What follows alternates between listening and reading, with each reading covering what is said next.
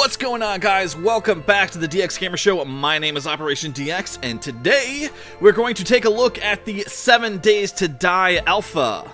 Created by the Fun Pimps Entertainment. Recently, they put this game up on Kickstarter with a goal of $200,000, and rapidly towards the end, they reached all of their stretch goals, reaching all the way to $500,000. So this game not only got funded, but it reached all its stretch goals in the Kickstarter, which means all of the stuff that they said that they were going to put in the game looks like it's going to be put in, which pumps me up because this game is already a lot of fun. Let's go ahead and take a look around and see what this game is all about. Loading up for the very first time into this alpha build of 7 Days to Die. You see that I start with absolutely nothing. We notice we have a little bar and a map on the left side of the screen. And then we have, if we click the M key, we have a map that we can look at in the surrounding area. So let's hop in and try to survive. So it looks like on the left we have a hunger meter, a hydration meter, a health meter, and it looks like probably a stamina meter, and it looks like it's going down as I hold down the shift key and I try to run. So that's pretty standard shooter control so far, and for a super early build of this game, it's really surprising how complete this game feels. Being a fan of voxel-based games like Minecraft, or being a fan of zombie games like the DayZ, or any of those, that kind of thing is definitely like going to draw you into this game, because this game is a nice mix between the two. This is definitely not a Minecraft clone, so you can get that out of your mind right away. I mean, sure, it does have elements that are very similar, like you can craft your pickaxe and go mining and all that good stuff, but the game is much more intense with all the zombies running around, and it does feel a little more survival than what Minecraft felt like. I mean, Minecraft is essentially a voxel-based survival game as well, but one major difference is we have guns and ammo, and we have materials that can break down if they're not reinforced by other materials and stuff. So you definitely have to be strategic in your placement of building stuff, because things do fail, and it's really interesting. Now, Starforge was supposed to do something like that, but it hadn't been implemented yet. I haven't looked at Starforge in a while, so I don't know if that's actually been added to the game or not, but it's actually in this game, in the alpha, so it's pretty cool. And the zombies in this game are freaking so aggressive, it's crazy, so you have to be careful, especially if you want to build something that's going to stand and last. If you're playing this game lone wolf, you absolutely cannot stay outside at night. The zombies are too freaking crazy aggressive, and they will just tear you up. It's awesome. It's perfect. I love it. And that's how it should be. So when you first load into this game, your first moments are going to try to loot and scavenge everything you can get your hands on, so that you can start to even consider thinking about fortifying some location somewhere. But it's pretty cool. I like how this is a kind of set location, so every time you load the game, these things are going to be here, not like Minecraft where it's randomly generated. Now, they did say that there is going to be a world generation system in the more complete version of the game or whatever, but I also like having this fixed map where you kind of get an idea of the land, and like you know where things are going to be. And it looks like the game, when completed, as far as the fixed map is concerned, is going to be a giant area. Right now in the alpha build, it's not enormous, but it's still pretty freaking big. Like, you can go to several different towns and explore around, and it's definitely, like I said, it feels very, very complete for how far along it is, considering this is just an alpha build of the game. So I'm excited to see future iterations of 7 Days to Die. So that last part there was a prime example of material failing. As I was walking across the bridge started to fail and I fell through. That is so awesome. So as I made my way, I kind of found this farm here, and I started to explore around, and I had to clear the zombies out of this area before I could look through all the buildings and try to, find stuff. I figured, hey, it's a farm, maybe I'll find some good stuff that I can use, especially maybe guns and ammo and all that good stuff. So I really made sure to be as thorough as possible in my first few moments of the game, And it was starting to get late at this point, so I knew that I was probably going to have to hold up here at this farm. So as I finished exploring, I would have to like lock myself in to try to survive against the zombies because, oh my gosh, they're super aggressive at night, and we'll see that here in just a little bit.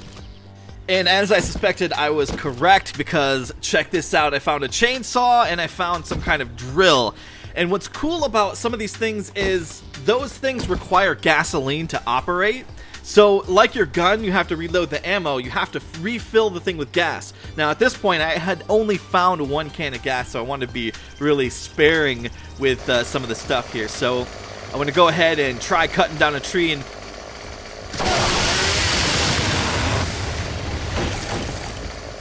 So again, unlike Minecraft, if you cut the bottom of a tree out, the whole thing is going to freaking fall down. Pretty cool.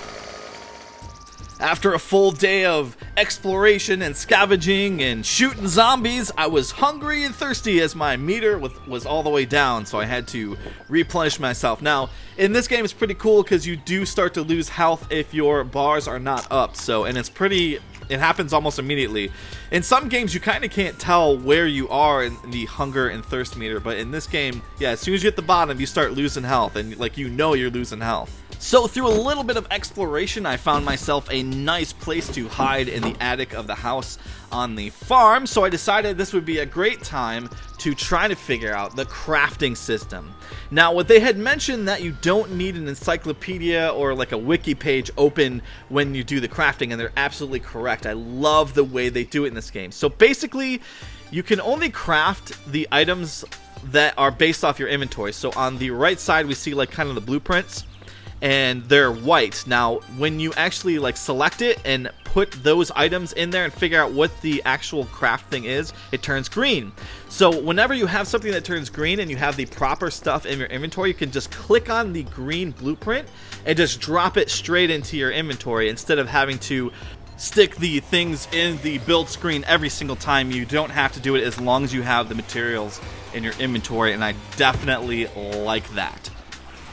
So when I was playing games like, say, Minecraft or Terraria, like I said, I would always have the game in windowed mode, and I would just alt-tab and try to find out what the crafting recipes were, because I didn't always know what everything was because it didn't have them all memorized. And I like that you don't have to do that in this game, because if you have to like leave the game to figure out a crafting thing, or have it written down in your notepad, it's like immersion breaker, and I like that you can stay in the game and do these things in the game. So I managed to survive for my first night in 7 Days to Die, and I heard a lot of crap going down beneath me, so it was time to go down inside and see what the damage is after the entire night of zombies pecking away at the house. Honestly, with all the noise going on downstairs, I thought that the house was freaking gonna collapse because all the noise. And then when I came down for the very first morning, I was like, holy crap, the whole floor is missing! That's nuts, man. So those zombies do some crazy shish-nash at night. So I didn't want to risk jumping across here, so I decided to break out my pickaxe and just bust the wall here so I can get out and continue my journey and find a nice place to fortify, possibly in the next town. Hitting stuff with the pickaxe, you realize that it's pretty advantageous to use power tools. It's actually pretty crazy. So after breaking through there, I take one look back just in amazement that the floor was actually freaking missing, and all that noise was actually like so much damage going on. So I made my way out of the house and started heading towards the town that was next to the farm here to find a place to fortify. So in my next play, I probably won't decide to go into a town and do this, because I found that inside these towns, the zombies are much more numerous and aggressive, and it actually makes it really difficult to try to get any work done. You know what I mean? Like in Minecraft, when you're trying to build something and the freaking creepers or like the skeleton dudes are like messing up your time at night, there is no working unless you have something established. So my whole plan was to build a underground bunker. So I was like looking for last few scraps and scavenge, and then clear out some of the zombies with my shotgun, and then get to work working on a underground bunker. Like I said though, next time I take a crack at this game, I won't be doing it in the middle of a town because it was so difficult to try to get this going.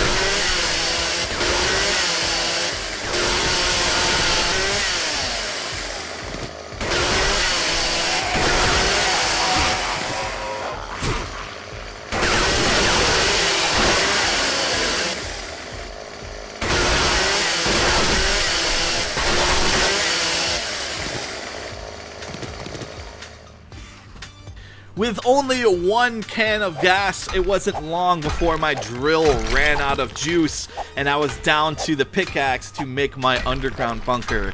And it does take some doing to do that, so I will definitely be on the lookout for some more gas and some tools to finish up my underground bunker.